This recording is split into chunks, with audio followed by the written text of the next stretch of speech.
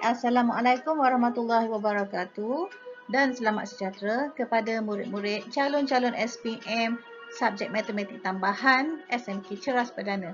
Okey, bersama dengan Cikgu Aisyah lagi kali ini dalam video yang akan membincangkan tajuk penggunaan pembezaan.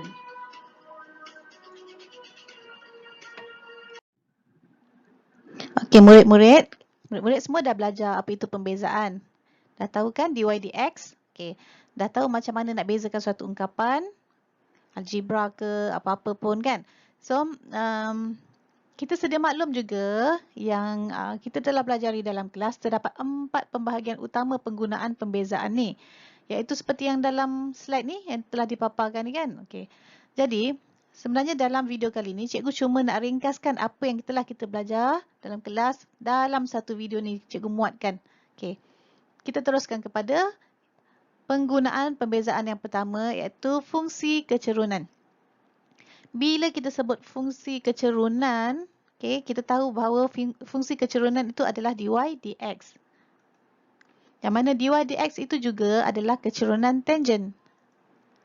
Okay, macam mana rupa dia tu? Okay, contoh, kita ada satu lengkung dengan fungsi dia y sama dengan fx, persamaan dia.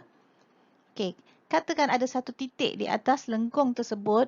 Titik itu boleh berada di mana-mana saja asalkan dia berada atas lengkung. Okay. Koordinat yang diberi adalah x, y. Titik itu mesti ada koordinat. And then, ada satu garis lurus yang melalui titik tersebut dan menyentuh lengkung tersebut. Faham tak? Jadi, bila dia melalui titik tu, dia melalui satu titik saja, jadi dia cuma bersentuhan saja dengan lengkung. Dia tidak boleh bersilang. Maka garis itu ataupun garis lurus itu dinamakan tangent. Apabila dia adalah garis lurus, maka persamaan dia adalah y sama dengan mx tambah c sebab linear. Okay, garis lurus adalah linear. Jadi, kita juga sudah tahu bahawa m yang cikgu merahkan tu, m tu adalah kecerunan. M itulah merupakan dy dx yang kita perolehi daripada persamaan lengkung tadi. Tu dia. Boleh faham Okay, macam ni. Kita bezakan dia, kita akan dapat dy dx. So, dy dx ni kita gunakan menjadi kecerunan bagi garis lurus tangent ini. Okay, kita ringkaskan macam ni. Kita ada satu persamaan lengkung fx, kita bezakan, kita akan dapat dy dx iaitu kecerunan tangent. Bukan persamaan tangent kecerunan sahaja. Persamaan kita kena cari y mx tambah c. Kita gunakan dy dx ni sebagai m. Bila kita kamelkan dy dx ni adalah kita panggil fungsi kecerunan tadi kan. Bila kita kamelkan fungsi kecerunan ini, kita akan perolehi semula persamaan lengkung. Dia berbalik-balik kat situlah. Kita bezakan lengkung, kita dapat m tangent. Kita kamelkan semula, kita dapat baliklah persamaan lengkung. Mesti ada satu titik yang menyatukan mereka lah. Macam ini, dalam kes kita ni, tadi kan titik yang ni lah. Okay. Seterusnya nombor 2, nilai minimum dan nilai maksimum. Okay, bila disebut nilai minimum, nilai maksimum saja, mesti bersamaan dengan kosong. Pembezaannya bersamaan dengan kosong. Okay. dy dx sama dengan kosong ke, dl dj sama dengan kosong ke, di dx sama dengan kosong ke, whatever pun pembezaan dia mesti sama dengan kosong. Okay. Ni apa pula ni? Ada kuasa 2 ni. Dah belajar kan? Di kuasa 2y per dx kuasa 2 tu adalah pembezaan peringkat kedua. Maksudnya kita bezakan sekali lagi pembezaan yang kita dapat tadi. Kita bezakan sekali lagi. And then bila kita ganti nilai, kita dapat nilai nombor. Sekiranya nombor tersebut lebih besar daripada kosong, maka dia merupakan titik minimum. Begitu juga sebaliknya, jika dia kurang daripada kosong iaitu negatif, maka dia adalah titik maksimum. Okay, kenapa pula positif jadi minimum, negatif jadi maksimum? Macam terbalik je kan? Tak, macam ni. Okay, contoh. Ini kan merupakan lengkung yang positif, betul tak? senyum. Positif lah. Titik dia ke bawah. Bila ke bawah maksudnya minimum lah. Itulah kalau kita nak bagi macam clue kita. Macam ni pula. Masam ni kan. Graf masam ni kan negatif. Negatif maksudnya kurang pada kosong. Titik dia maksimum ni dekat atas. Lepas tu kenapa dia sama dengan kosong? Tu dia. Tangent dia bila kita sentuhkan tu garis lurus tu. Okay, selari dengan paksi X. Bila selari dengan paksi X, dia tidak ada kecerunan. Bila tak ada kecerunan, that means kecerunannya adalah kosong. Okay, boleh faham? Seterusnya, kadar perubahan terhubung. Kadar perubahan terhubung ni mesti ada kemahiran petua rantai. Okay, dl dt sama dengan dl per dj darab dj per dt. Okay, ni semua info-info yang akan ada dalam soalan lah sebenarnya. Okay, kita cuma memanipulasikan dia saja. Katakan macam ni, kita ada dl dj, lepas tu kita nak dl dt, macam tu kan. Lepas tu dj dt ni pun maybe yang dia bagi dj dt, lepas tu yang dl dj ni kita cari daripada soalan. Lepas tu dia suruh kita cari dl dt. Jadi kita hubungkan kedua-dua yang ni dl dj, kita hubungkan dua ni. Sebab bila dj dengan dj atas dengan bawah potong kan. So tinggal dl dengan dt. Dapatlah ni. Kena pandai manipulasikan dia punya pembezaan ni. Okay. Nombor 4, perubahan kecil dan penghampiran. Okay, dy per dx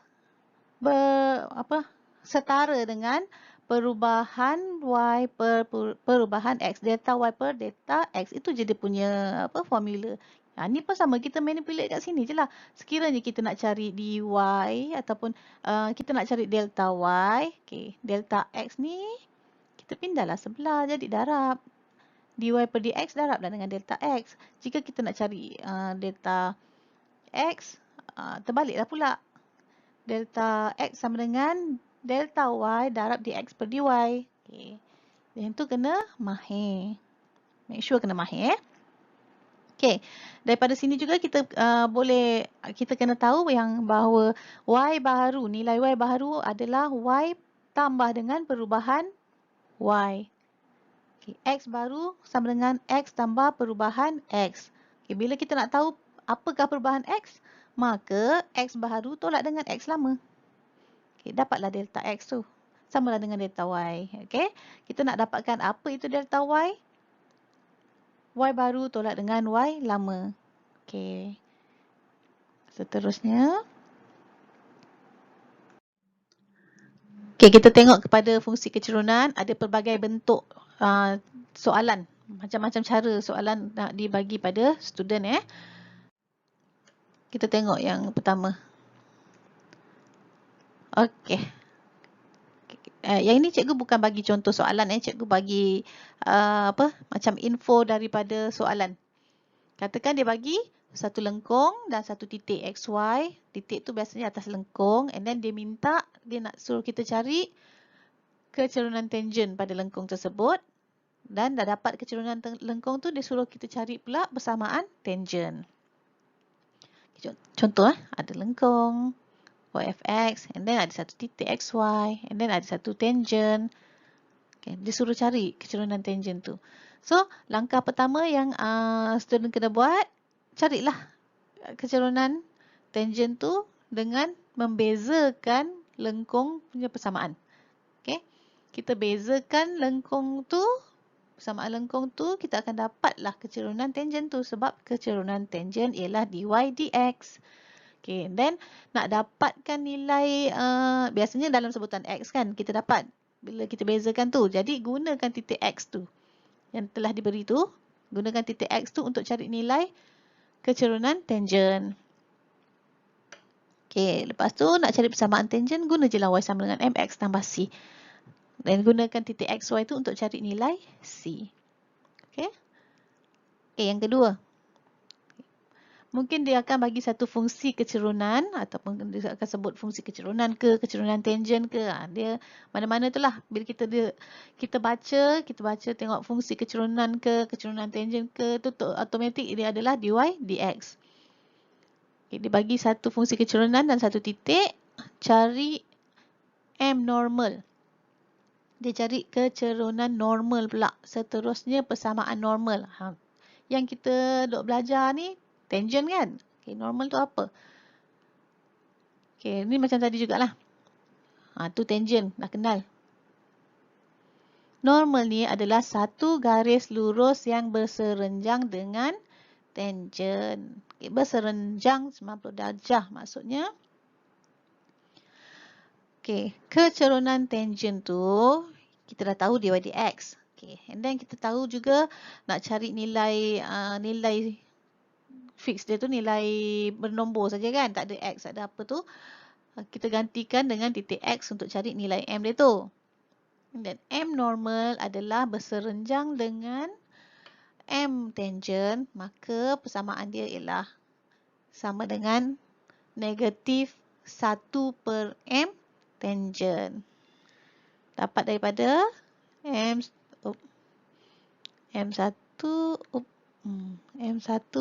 M2 sama dengan negatif 1. Ni kita dah belajar. Okay, jadi M normal tu dapat adalah negatif 1 per M tangent.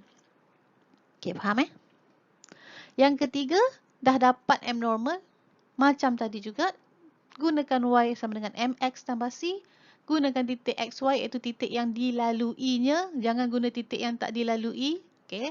Gunakan titik yang dia lalui untuk cari nilai C. Okay. Yang ketiga.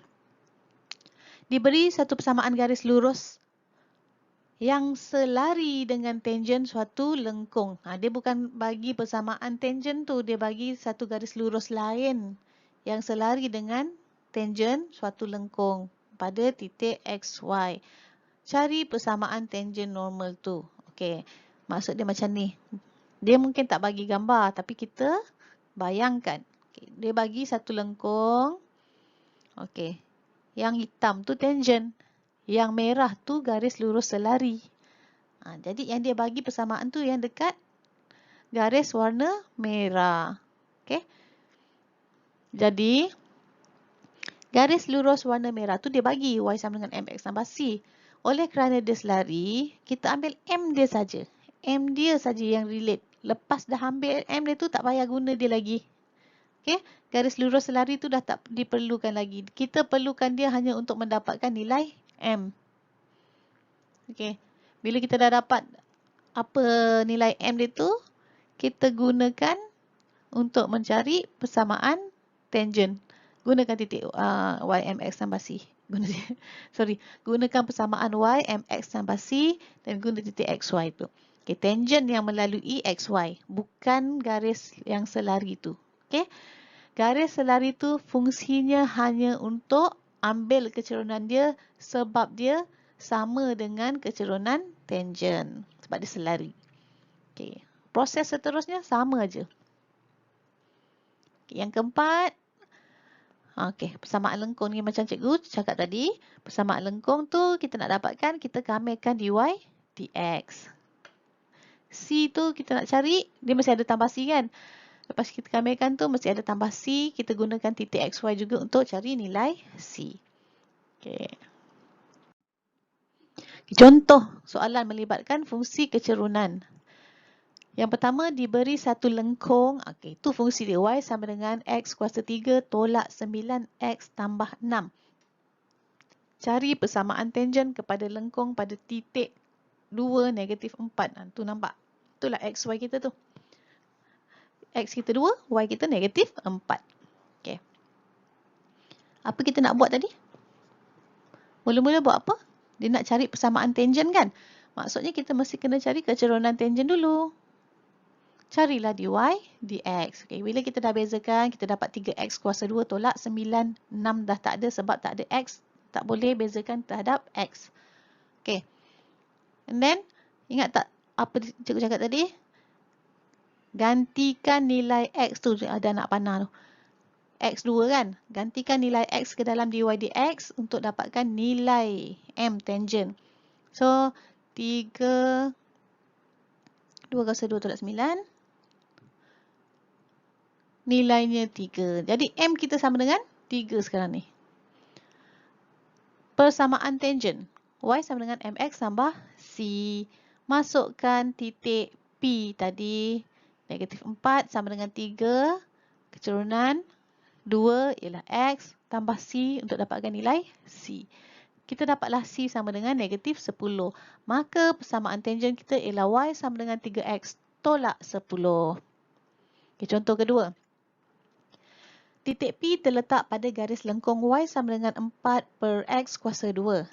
Garis normal kepada lengkung itu pada titik P adalah selari dengan garis lurus X tambah Y tolak 5 sama dengan 0. Cari koordinat titik P. Okey, tengok ni sekarang dia guna garis selari. Apa guna garis selari tu? Hanya untuk dapatkan nilai kecerunannya. Okey. Dan kena alert ini garis normal bukan garis tangent. Okey, first kali kita gunakan garis selari tu convert susun kepada bentuk kecerunan supaya kita dapat tahu apa kecerunan dia, okey? Maksudnya Y sama dengan MX tambah C. So kita dapat lepas kita susun Y sama dengan negatif X tambah 5, maka M kita tu normal kan? Garis ni adalah selari dengan garis normal, maka M normal. M normalnya adalah negatif 1, maka M tangent menggunakan M1 darab M2 sama dengan negatif 1, kita dapatlah M tangent kita 1. Okay, daripada lengkung, kita naikkan X kuasa 2 ke atas, 4X kuasa negatif 2. Okay, bezakan dia dy dx sama dengan negatif 8, X kuasa negatif 3. Itu negatif 8 per X kuasa 3. Okay, dy dx ialah M tangent, jangan lupa. Jadi, kita bandingkan dua ni. M tangent adalah dy dx. That means negatif 8 per X kuasa 3 sama dengan 1. Daripada sini, kita bolehlah mencari nilai X. Dapatlah X sama dengan negatif 2. And then, Y sama dengan apa? Okay, kita ada dua persamaan sekarang ni. Mana satu yang kita nak gunakan? Y untuk garis lengkung ke Y untuk garis lurus? Okay, tengok gambar. Ini adalah persamaan lengkung dengan titik P kat situ. Okay, ni Y sama dengan negatif X tambah 5, garis selari tadi. Okay, nak gantikan dekat mana tu? Nilai negatif 2 tu dekat mana? Mestilah dekat, boleh tak dekat sini? Sini boleh tak? Sini tak sebab dia tak ada kaitan langsung dengan titik P. Tak ada pun langsung, dia tak tersentuh pun dengan titik P ni. Jadi kita tak boleh langsung gunakan titik garis selari ni, okey?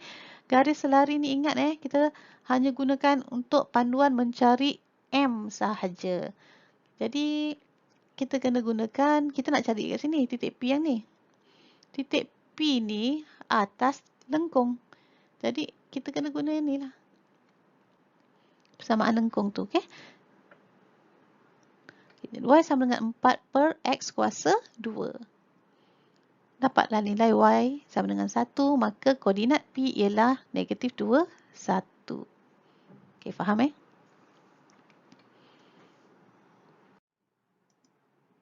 Satu lagi contoh. Nombor 3, fungsi kecerunan suatu lengkung 5X kuasa 2 tolak 4. Jika lengkung itu melalui titik P1, 2, cari persamaan lengkung itu. Okey, maksudnya kat sini diberi fungsi kecerunan. Fungsi kecerunan ialah dy dx. Dy dx itu ialah 5X kuasa 2 tolak 4. Persamaan lengkung ialah kameran dy dx kepada x. Okey.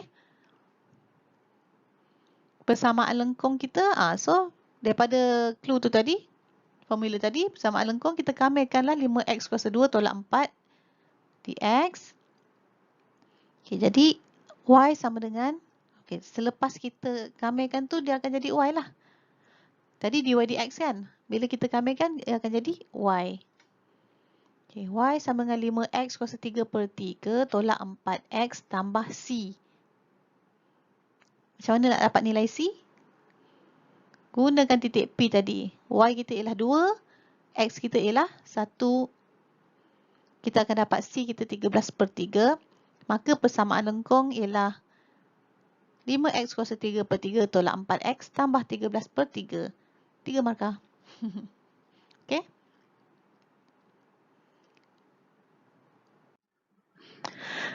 Okey, seterusnya kita beralih kepada nilai minimum ataupun nilai maksimum. Okay, untuk lengkung, biasa kita panggil titik pusingan suatu lengkung. Okay, bila disebut titik pusingan suatu lengkung, itu adalah titik minimum atau maksimum lah. Okay, kenapa dia panggil titik pusingan?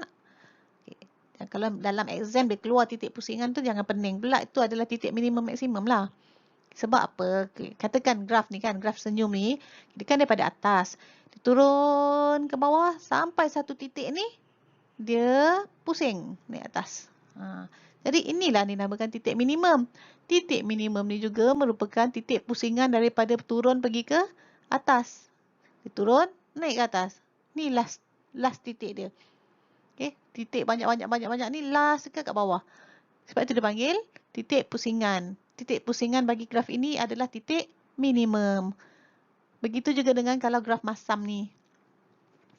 Mula dia naik dulu, lepas tu sampai satu titik dia pusing turun ke bawah. Sebab itulah ni dipanggil titik pusingan. Titik pusingan bagi graf ini ataupun lengkung ni adalah titik maksimum. Sebab dia atas sekali. Yang ni bawah sekali. Okay? Kalau dalam keadaan macam ni, lengkung ni adalah ni graf kubik. Dia ada naik, lepas tu ada turun contohnya kan. Jadi adalah dua titik. Satu titik maksimum, satu titik minimum. Macam tu. Okay, boleh faham Okay, bila ada soalan macam ni, okay, dia akan cari titik pusingan. Dia kata suruh cari titik pusingan. Maka apa? Bila kita kata titik pusingan, titik tu ialah koordinat. Bila sebut titik aja, titik adalah koordinat. Mesti ada X, mesti ada Y. Macam mana nak cari X dia? Cari X daripada dy dx sama dengan 0. And then nak cari Y itu, dah dapat X tadi kan daripada dy dx. Masukkan nilai X yang kita dapat tadi ke dalam samaan lengkung tu tadi. Y sama dengan fx. Okay, nanti kita dapatlah nilai Y. Dah dapat X, dah dapat Y. Itulah titik pusingannya, koordinat dia. Okay. Keadaan yang kedua, menentukan titik pusingan tu sama ada dia maksimum ataupun minimum. Okay. Kadang-kadang lepas dia suruh cari titik pusingan tu, dia suruh tentukan pula titik tu adalah maksimum ataupun minimum. Okay, jadi nak menentukan titik pusingan tu maksimum ataupun minimum, kita kena gunakan pembezaan peringkat kedua. Bezakan sekali lagi pembezaan tadi. Dapat positif, maka dia adalah minimum. Dapat negatif, maka dia adalah maksimum. Jangan lupa. Okay, yang ketiga. Okay, ini unit lain pula. Okay, bukan lagi bermain dengan lengkung. Okay, kita boleh gunakan juga nilai minimum, nilai maksimum ni untuk mencari luas maksimum ke, isi padu minimum ke, panjang maksimum ke. Okay, kita boleh cari menggunakan pembezaan. Okay, caranya, ungkapkan pemboleh ubah yang hendak dioptimumkan terlebih dahulu. Okay, contohnya dia nak luas. Katakan dia nak luas maksimum. Maka kita kena ungkapkan luas tu dalam sebutan X tu dulu. Okay, L sama dengan 20X tolak X kuasa 2. Bila kita dah dapat ungkapan tu, barulah kita boleh bezakan L terhadap X. Kita cari dl dx. Oleh kerana nak maksimum ataupun minimum, mestilah sama dengan 0. Macam tadi juga, bila kita dy dx sama dengan 0, kita akan dapat nilai X, betul tak? Macam ni, dl dx sama dengan 0 pun kita akan dapat nilai X juga. Bila dah dapat nilai X, baru kita boleh cari nilai L dengan memasukkan ke dalam ni tadi pemboleh ubah yang kita nak optimum tadi kan. Nak cari L. So kita masukkan nilai X ni, 20X tu nilai dia apa, X kuasa 2 tu nilai dia apa. Dapatlah luas maksimum ataupun minimum yang kita kehendaki tadi. Nanti kita tengok contoh. Okay. Seterusnya, contoh soalan melibatkan nilai minimum dan maksimum. Okay, soalan contoh pertama ni confirm lah. Kita masukkan lengkung dulu. Okay, tunjukkan bahawa lengkung Y sama dengan X kuasa 3 tambah 16 per 8X mempunyai satu titik pusingan yang koordinat X-nya ialah 2. Dia dah kata titik pusingan. Bila titik pusingan, mesti ingat terus masuk dalam kepala kita dy dx sama dengan kosong. Okay. Nak bezakan dia ni, oleh kerana dia ada atas dengan bawah, kita gunakan petua yang U, V tu So, bila U dengan V, kita kena identify lah U kita apa. U atas. U sama dengan X kuasa 3 tambah 16. And then kita punya V, bezakan dulu. Okay, kat sini cikgu bezakan terus. Du dx lah terus. Du dx sama dengan 3X kuasa 2. 16 tak ada. And then V kita ialah 8X, maka kita punya dV dx ialah 8. Nak dapat titik pusingan, dy dx sama dengan kosong, bukan du dx, bukan dv dx. So, apa dy dx kita? Tu dia. Yang ni, formula ni ada dibekalkan dalam kertas soalan. Okay. dy per dx sama dengan v du dx tolak u dv dx per v kuasa 2. Dan masuk je lah nilai. V kita apa? V kita 8x kan? Du dx kita 3x kuasa 2. Okay, masuk je nilai tu. Kita akan dapat macam ni. And then permudahkan. Okay, cikgu laju. Terus dapat 2x tolak 16 per x kuasa 2. Okay, ni dy dx kita. Okay, teruskan kepada dy dx sama dengan kosong. Masukkan nilai 2x tolak 16 per x kuasa 2 sama dengan kosong. Okay, pindah sebelah. Positif. Okay, x kuasa 3 sama dengan 8. X kuasa 3 bawa sebelah jadi punca kuasa 3. So, x sama dengan 2. Dah dapat nilai 2. Maka, dia tanya tadi, satu titik pusingan yang koordinatnya ialah 2. Okay, koordinat x-nya ialah 2. Okay, maka kita dapat 2 kan? Terbuktilah. B seterusnya, tentukan sama ada titik pusingan ini ialah titik maksimum atau minimum. Tu dia dah minta. Buktikan. Maka kita kena buat pembezaan peringkat kedua. Tadi kita dah dapat dy dx sama dengan 2x tolak 16x kuasa negatif 2 kan? Cikgu naikkan balik x kuasa 2 tu ke atas supaya senang nak bezakan. So, bezakan 2x jadi 2. 16x kuasa negatif 2 jadi tambah 32x kuasa negatif 3. Maka, macam tu. 2 tambah 32 per x kuasa 3 kan? X tu kita terus gantikan dengan 2 lah. Kita dah ada nilai x kan? Then kita dapat 2 tambah 4 sama dengan 6. 6. Nombor 6 tu adalah lebih besar daripada kosong. Ingat, lebih besar daripada kosong, maka dia adalah titik minimum. Graf senyum. Okay?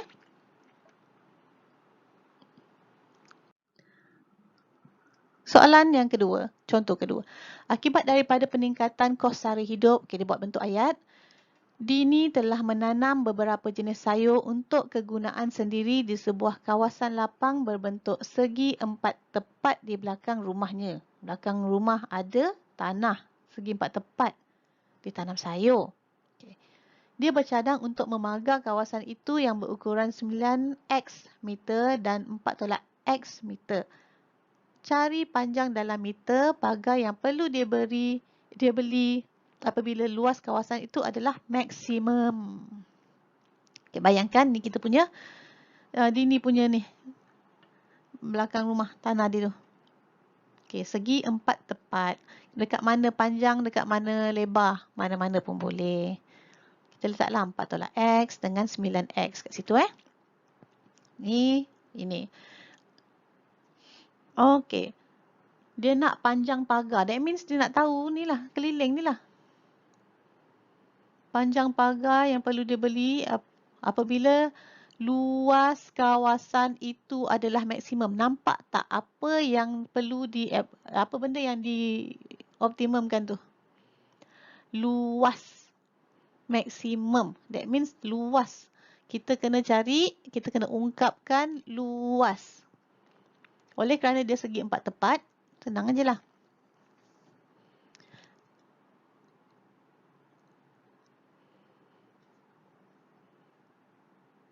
panjang darab lebar. 9x darab 4 tolak x. Habis cerita.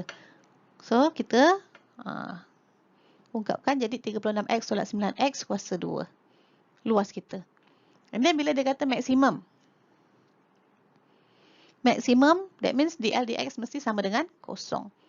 So, kita pembezakan dl dx dapat 36 tolak 18x. Terus samakan dengan kosong. Daripada pembezaan tu, kita akan dapat nilai x. Dapatlah x sama dengan 2. Okay. And then, seterusnya, cari panjang pagar. Yang perlu dia beli. Cari panjang pagar. That means dia nak keliling lah ni. Yang ni 9x, atas pun confirm 9x. Yang ni 4 tolak x. That means sebelah sini pun mesti 4 tolak x. So, ada 2, ada 2. Okay, 2 darab 9x tambah 2 darab 4 tolak x. And then, tu cikgu darabkan terus. 18x tambah 8 tolak 2x. 16x tambah 8. And then, x tadi kita dah dapat. Kita dah kira. Okay, totalnya 40 meter. Boleh? Jumlah pagar yang perlu dibeli. Panjang dia. 40 meter. Okey. Kita dah terus kepada yang ketiga. Penggunaan pembezaan yang ketiga. Kadar perubahan terhubung. Kita kena mahir petua rantai. Okay, contoh kat situ dl dt sama dengan dl dj per dj dt. Okay, contoh soalan. Air mengalir ke dalam sebuah kon. Air mengalir ke dalam sebuah kon seperti yang ditunjukkan dalam rajah. Air masuk dalam kon ni.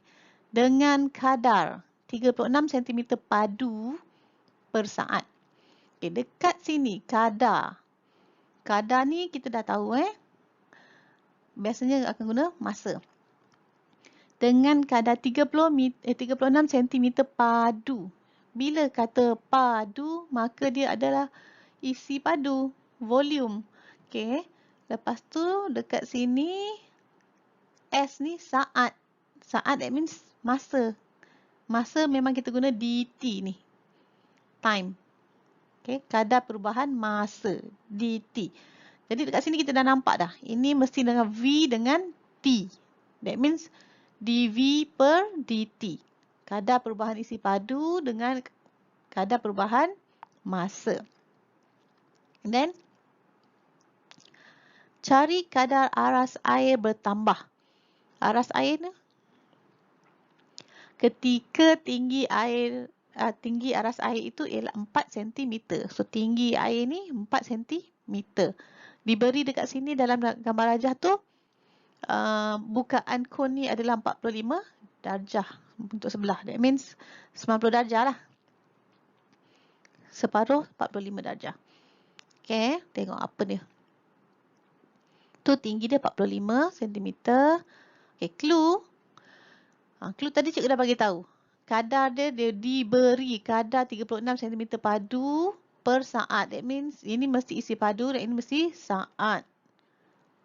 Okay. Jadi cikgu gunakan dV dt volume dengan time sebab dekat sini nanti ada R jari dia dengan tinggi. Tinggi tu time. Takut terkeliru dengan time dt tu. Okay? Jadi kita gunakan formula bahasa Inggeris. Okay, apa yang dia nak? Cari kadar aras air bertambah. Kadar. Maksudnya daripada masa jugalah. Kadar perubahan air itu dengan masa. Berapa masa dia? Berapa tinggi tu per masa dia? Okay. Jadi, height. dH per dt sama dengan apa? Okay, ini yang dia nak cari. Okay. Lepas tu kita gunalah petua rantai ni. Kita ada dV dt dan kita nak cari dH dt. So, kita tulis dH per dt sama dengan dV per dt. Yang ini tak sure lagi kan? Jadi kat sini kita boleh tengok dia nak dH, mesti dH duduk atas. So, dH kat sini. And then, mesti nak hapuskan dV ni, dV lah duduk bawah. Boleh faham? Nanti akan tinggal dv dengan dv ni hapus, tinggallah dh dengan dt. Boleh? Okey. Seterusnya, dh dv tu nak dapat dari mana?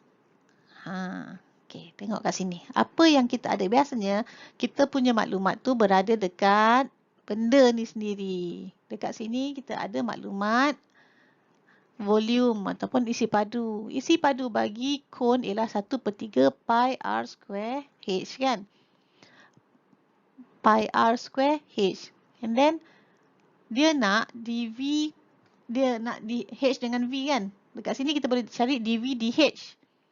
Tapi di sini nak dh dv, tak apa. Yang penting ada v dengan h. Dekat sini kita cari dulu dv dengan dh. Tapi ada satu lagi pun boleh ubah ni r ni, kacau ni. Kita kena buat sesuatu pada r ni dulu. Kita kena cari r. Okay, daripada gambar rajah ni juga kita boleh cari r tak? R kita kat sini nampak? Ni r kan, jari. Sewaktu kadar air ataupun sewaktu tinggi air tu 4 cm, berapakah jejari air tu? Permukaan dia, jejari permukaan air tu, R. Okey. Jadi, menggunakan tangent 45 darjah sama dengan R/4, maka kita akan dapat bila air tu setinggi 4 cm, maka jejari dia pun 4 cm, R sama dengan 4. Dan kita pun masukkan dalam formula volume ni. 1/3 pi 4 square h. Kita akan dapat 16/3 pi h. Okay, and then, dah boleh tak kita nak bezakan dv/dh? dv/dh ialah 16/3 pi h, hilanglah. Okay, boleh faham? Seterusnya, kembali kepada petua rantai kita tadi, dh dt yang kita nak cari. Okay, kita ada dv dt dah ada kan, 36 ni. dv dt kita ialah 36 darab dengan dh dv ni, maksudnya kita terbalikkan lah. dh dv ialah 3, ni 16 pi per 3 kan, so akan jadi 3/16 pi. Pi kena bersama dengan 16. Jangan duduk tengah-tengah. Kalau macam ni, tengah-tengah ni bermaksud duduk atas. Kalau kita letak tengah-tengah juga pi dekat atas, dekat sini, jadi maksudnya dia 3 pi. Salah. Pi ni 16 yang punya, bukan 3 punya. So, duduk dekat sebelah 16. And then, pemudahkan jadi 27/4 pi cm per saat. Itulah kadar air, kadar aras air bertambah. Okey.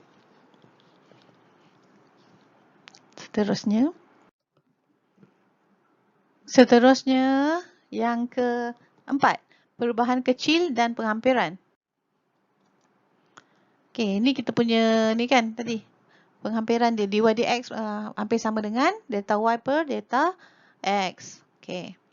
Okay, y baru ialah y tambah perubahan y, x baru ialah x tambah perubahan x. Okay, contoh soalan kita kali ni, diberi jejari sebuah bulatan bertambah daripada 4 cm kepada 4.01. Cari nilai hampir dalam perubahan luasnya. Apa clue dia? Jejari. Kita ada jejari, maklumat dia. And then dia nak perubahan luasnya. Kat situ dah nampak dah apa benda kita kena buat. Okay. Jadi, dapatkan persamaan luas. Luas ialah sama dengan pi j kuasa 2 sebab dia dah cakap bulatan.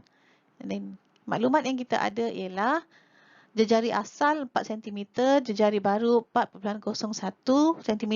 Maksudnya bertambah. Berapa banyak pertambahan dia tu? Tolakkan yang baru dengan yang lama, dapatlah perubahan jejari dia ialah 0.01 cm. Okey. Dia nak cari perubahan luasnya. Perubahan luas maksudnya perubahan luas terhadap jejari lah. Jadi kena buat dl per dj 2 pi j. Okay, jejari yang asal ialah 4 cm, maka perubahan luas terhadap jejari dia, okay, tu 8 pi kan. Kita nak cari dia punya kadar perubahan luas. Kenapa ni darab dengan J? Sebab kat sini kita nak delta Y ni. X ni kita bawa sebelah jadi darab. Samalah ni. DL ni, DJ ni bawa sebelah jadi darab. So, darabkan DL per DJ dengan kadar perubahan J. 8 pi sama dengan, 8 pi darab dengan 0.01. Kita akan dapat 0.08 pi cm kuasa 2. Itulah kadar perubahan luasnya. Okey. Seterusnya. Contoh soalan kedua, diberi bahawa Y sama dengan 9 tolak 12 per X. Cari perubahan kecil dalam X dalam sebutan P apabila nilai Y berubah daripada 3 kepada 3 tambah P. Tengok, tadi kita nak cari kadar perubahan tajuk. Macam DL tu kan, kadar perubahan L. Sekarang ni dia nak cari yang dalam ni.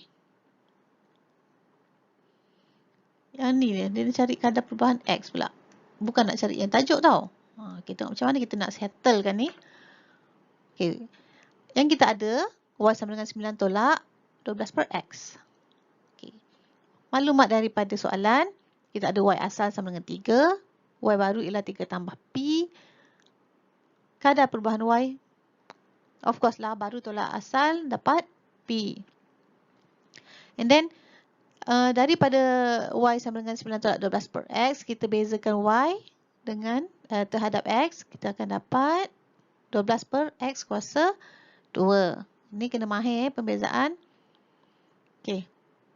Jadi kita kan, macam tadi dx tu kita dapat nilai terus 8 pi kan. Macam yang ni, kita kena carilah juga X tu. Macam mana nak dapat X ni? Macam mana? Menggunakan persamaan yang asal tu. Tadi kan kita ada nilai Y, gunakanlah nilai Y. Okay, Y tu kita ganti jadi 3. Okay, lepas tu daripada tu kita susun, dapatlah X sama dengan 2. So, daripada ni tadi, masukkan dalam dy dx. So, dy dx kita akan dapat nilai 3. Okay, boleh kita gantikan dalam ni, X. Kita dapat 3. Lepas tu menggunakan formula yang sama tadi, tapi nak cari dx pula. Tengok ni. Tadi cari dy senang aja, dx terus bawa sebelah jadi darab. Sekarang nak cari dx. Jadi y dekat sini dia akan jadi terbalik. Bila kita pindah dx kat sini, dy dx semua sekali akan bawa ke sebelah. Jadilah dy per dx. Jadi terbalik nanti Dia akan bahagi akan jadi darab 1 per. Betul tak? Jadi terbalik. Dx per dy darab delta y. Macam tu. Dan tadi dy dx kita adalah ialah 3. Jadi dx per dy ialah 1 per 3 darab dengan P. Jawapan kita ialah P per 3. Okey. Tengok balik jalan kerja ni. Be careful. Baiklah, dah tamat kita punya contoh-contoh. Keempat-empat penggunaan pembezaan ni dah diterangkan tadi. Ada 4. Kita ulang balik. Ada 4 penggunaan pembezaan iaitu fungsi kecerunan, nilai minimum, nilai maksimum, kadar perubahan terhubung dan perubahan kecil dan penghampiran. Ada 4 contoh telah diterangkan. Semuanya menggunakan pembezaan. Yang penting, betul-betul mahir nak membezakan suatu ungkapan. Sebab semuanya memang menggunakan pembezaan. Dan kena kenal pasti maklumat apa yang ada dalam soalan, maka kita tahulah nak gunakan fungsi yang mana. Nak gunakan fungsi kecerunan ke, nilai minimum maksimum ke, kadar perubahan terhubung ke, perubahan kecil ke kan. Setiap satu ni ada beza dia dan dia punya persamaan hanyalah menggunakan pembezaan. Kan? Jadi kalau betul-betul faham maklumat, maka mudah nak jawab.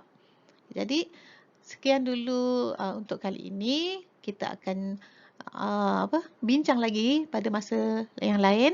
Okay, cikgu harap dapat berjumpa lagi. Okay. Sekian, terima kasih. Bye.